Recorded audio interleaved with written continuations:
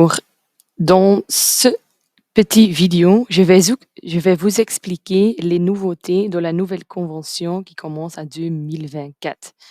Je commence à vous expliquer que les ajustements sont basés sur la recherche scientifique.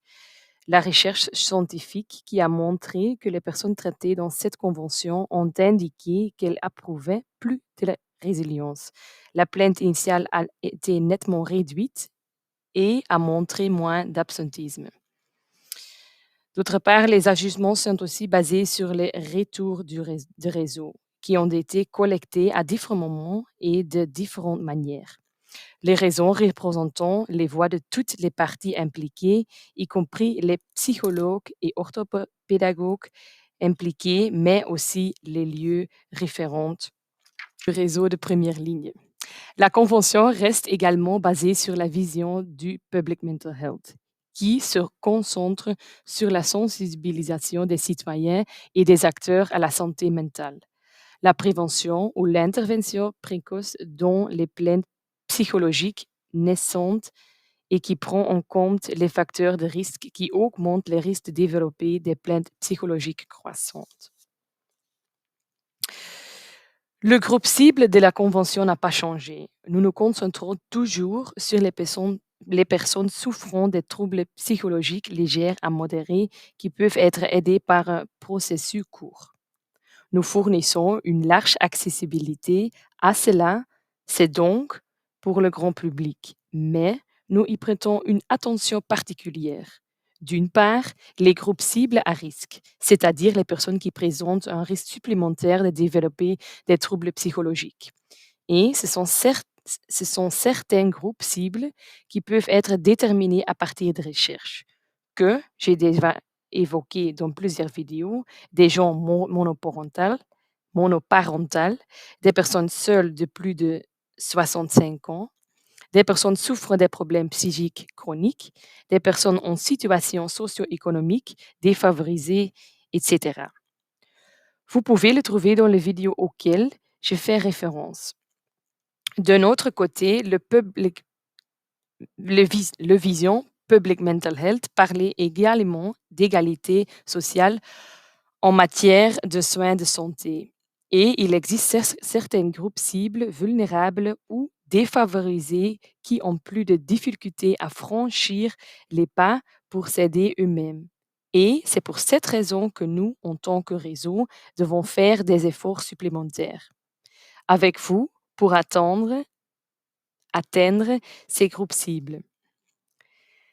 La convention est toujours ouverte à tous les âges. Dans notre région, toute personne de 0 à 23 ans peut contacter un psychologue en première ligne de UNECO. UNECO, c'est le réseau des enfants et adultes. Et les personnes âgées de 15 ans et plus peuvent contacter les psychologues de première ligne de SAVA. Un autre groupe cible important est celui des acteurs de première ligne, les personnes et les acteurs de la société que le groupe cible général ou les groupes cibles les plus vulnérables visitent déjà. La plus grande évolution de la Convention se trouve dans le travail en lieu d'accroche, alors que, auparavant, cela se concentrait sur l'endroit où les soins étaient dispensés. Cela est maintenant décrit comme une méthode de travail, une méthode où, d'une part, les prestataires de soins doivent prendre l'initiative de rejoindre le groupe cible visé, et d'autre part, où le lieu lui-même sera plus attentif aux besoins psychologiques de leurs clients. Cela dans le but d'atteindre des groupes cibles vulnérables qui ont du mal à rechercher des soins, à trouver des soins ou qui ont du mal à reconnaître leurs propres besoins de soins. L'orientation se fait donc d'une part en recherchant les groupes de cibles eux-mêmes sur les lieux mêmes, mais aussi en soutenant plus largement les acteurs dans la gestion des aspects psychologiques de leur clientèle.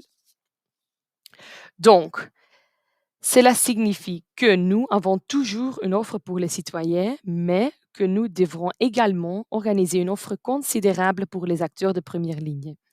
À partir d'avril, vous pourrez offrir des soins dans 3 fonctions de soins différentes.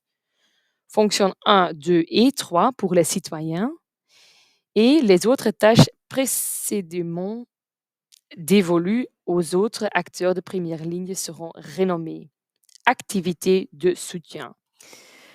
Pour la fonction 1, les interventions communautaires, alors, ce sont des séances de groupe qu'on connaît déjà maintenant comme des séances de groupe dans les autres missions. Ce sont des groupes organisés dans la communauté pour renforcer la résilience, pour offrir la psychoéducation, pour une grande groupe où il n'y a pas toujours déjà une question d'aide très claire. Ce seront aussi des gens qui sont seulement intéressés dans ce thème qui pourraient y joindre alors. Ce fonction ferait part vraiment de la perspective du public mental health. Donc, avec ceci, on doit offrir une réponse aux besoins réels qui sont identifiés dans le paysage local. C'est au réseau et les zones de première ligne et les lieux d'accroche pour déterminer ces besoins-ci. Comme ça, comme avant, dans les autres missions, les personnes qui atteindront ces séances ne sont pas registrées dans l'outil de facturation. Ce qui sera nouveau à partir d'avril, c'est que cette fonction se poursuit uniquement sur ou avec le lieu d'accroche. Pour, pour qu'on est sûr que ces séances répondent à un besoin réel, il faut toujours organiser ceci en collaboration avec le lieu d'accroche. Aussi nouveau, ce sera obligatoire d'organiser cette fonction avec une deuxième personne. En préférence, c'est une personne qui travaille sur le lieu d'accroche. Et la dernière chose par rapport à cette fonction, c'est qu'on parle des groupes d'un minimum de 10 personnes, ou c'est maintenant encore des groupes de 15 personnes. Donc 10 personnes ou bien un groupe clairement défini. Par exemple, une classe ou une aile d'une maison de repos où il habite que 9 ou 8 personnes, c'est aussi un exemple d'un groupe clairement défini et cette fonction pourra s'y se passer. Pour la fonction 2, c'est en effet la fonction de soins de première ligne qu'on connaît maintenant. C'est le soutien psychologique de première ligne.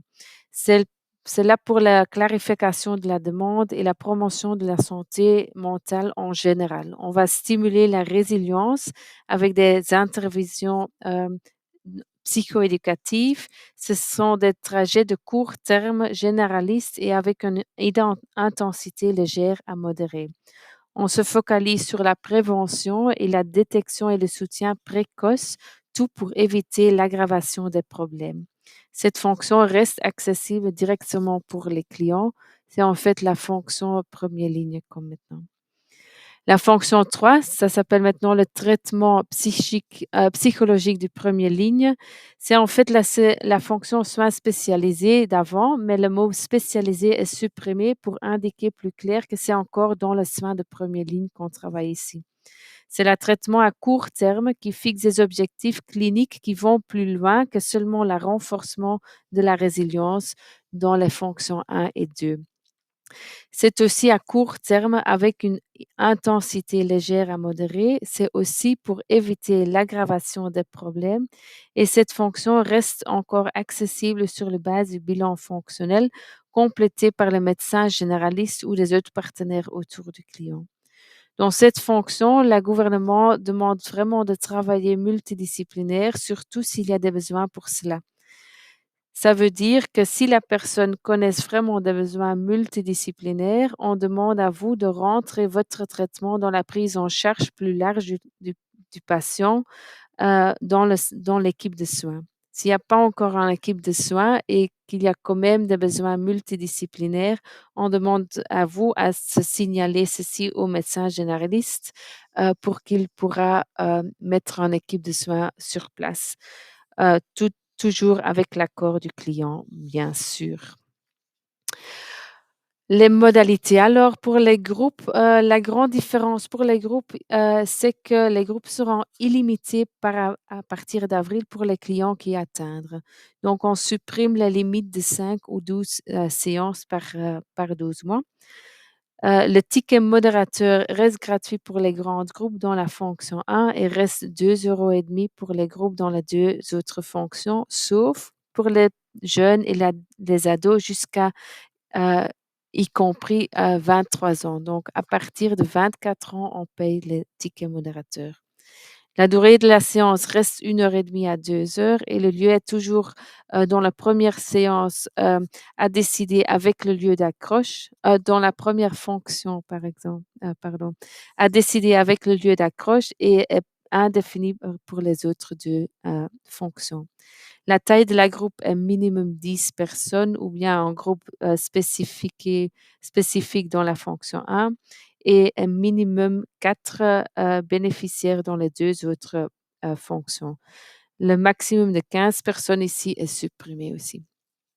Ce qui est nécessaire pour savoir organiser tous les groupes dans toutes les fonctions, c'est la deuxième personne. Idéalement, c'est quelqu'un du lieu d'accroche. Et le SPF va aussi soutenir les prestataires par organiser des webinaires et des autres formations pour augmenter les compétences et stimuler des groupes.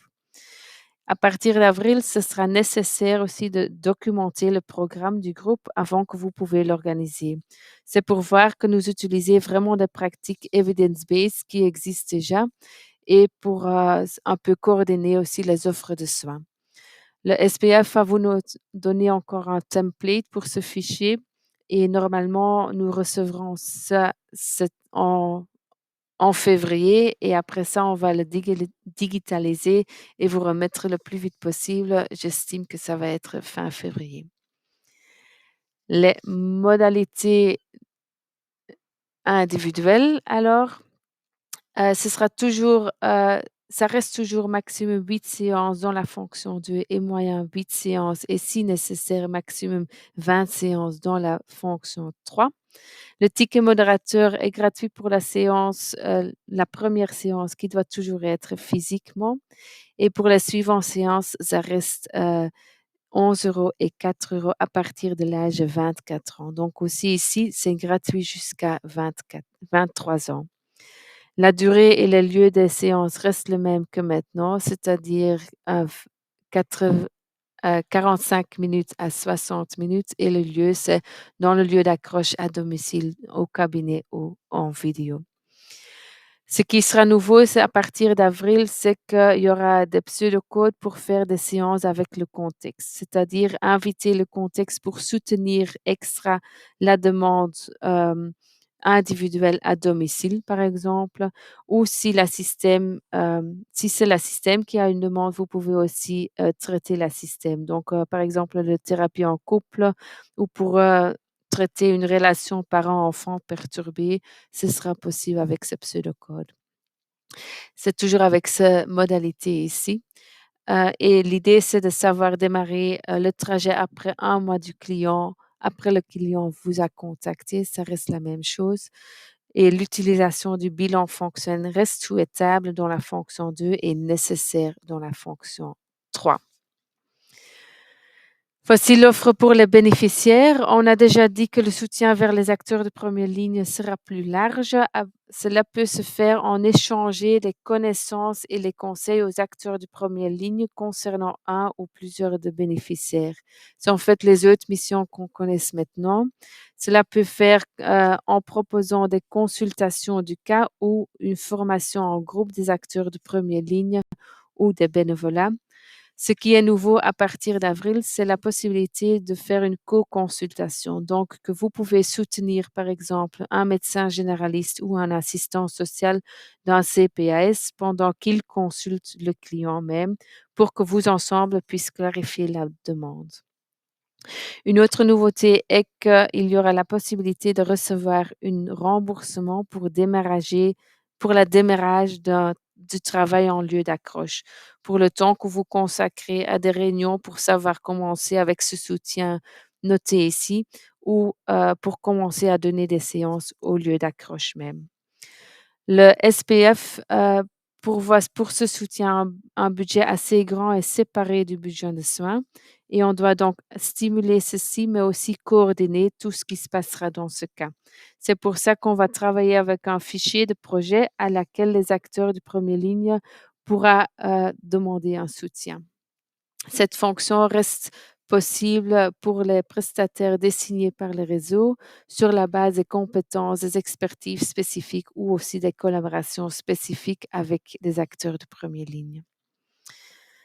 À côté de ça, il y a encore des autres choses pour stimuler le travail multidisciplinaire. Le remboursement du trajet reste possible. C'est un remboursement pour le temps que vous avez besoin pour informer le médecin généraliste ou les autres acteurs autour du client. Aussi, la consultation multidisciplinaire reste possible au début ou pendant un trajet dans le fonction 3.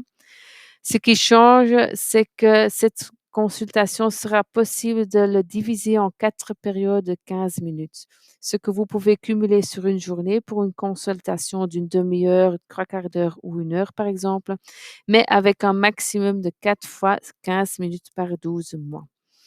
Et ce sera aussi un budget forfaitaire par personne, ce qui sera plus correct que le système de maintenant. Et pour finir, la dernière changement en cadre de la collaboration multidisciplinaire, ce sera possible pour le réseau pour rembourser aussi les lieux d'accroche pour les réunions qui passera au début d'une collaboration si c'est nécessaire. Ce sera toujours un remboursement exceptionnel et temporaire. Donc, pour les lieux d'accroche qui veulent commencer la collaboration et qui peuvent justifier la raison quand il a besoin de cet remboursement.